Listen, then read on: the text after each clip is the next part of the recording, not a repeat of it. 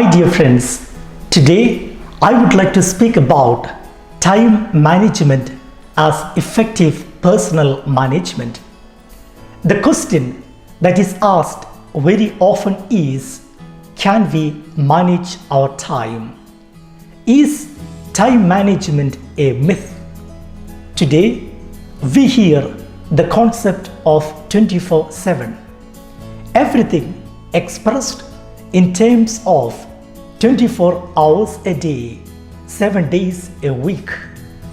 We hear the concept of 24/7 used by business professionals, bureaucrats, and even people from ordinary walks of life. To speak very frankly, time management is a myth in the sense when we speak about management of objective time, it is an impossibility. We can never manage the objective time because the objective time, which is expressed by the movement of a watch, which is expressed by the movement of a clock, would move on irrespective of our response to the same. Whether I make use of the time in the most profitable way, whether I make use of the time in the best way possible, or I while away the time would move on and we can have no control over the same.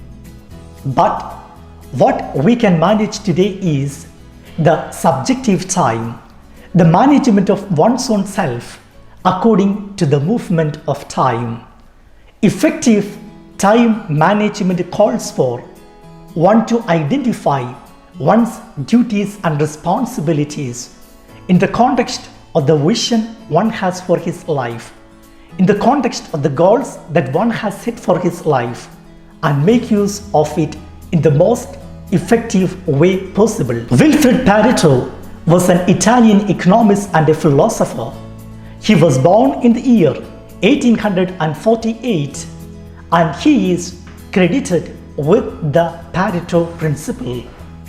One day, while he was walking in the garden, he found 80% of the strong pea pods in his garden came from 20% of the plants, or 80% of the strong pea pods were produced by 20% of the plants.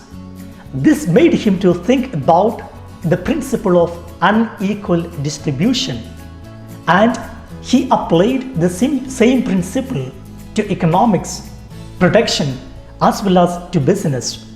He found 80% of the land in Italy was owned by 20% of the people. Again, 80% of the goods produced came from 20% of the companies. This made him to make a generalization wherein he said 80% of the results come from 20% of the actions. Again, 80% of the consequences come from 20% of the causes, and 80% of success in life come from 20% of the things that we do. 20% of the things that contributes towards 80% of success in life are the vital few activities. Effective time management as well as personal management calls for identification of these 20% of things that leads to 80% of success. These 20% of the things that leads to 80% of the success can vary from person to person. It can change depending upon the profession that one is doing, depending upon the stages of life that one is. But the important call of time management is identifying the most important things of one's life and devoting time doing them. The first rule of time management is place the best activities of your life first. Let the best be the first. Concentrate your time doing the activities that contributes towards best of the development in your life.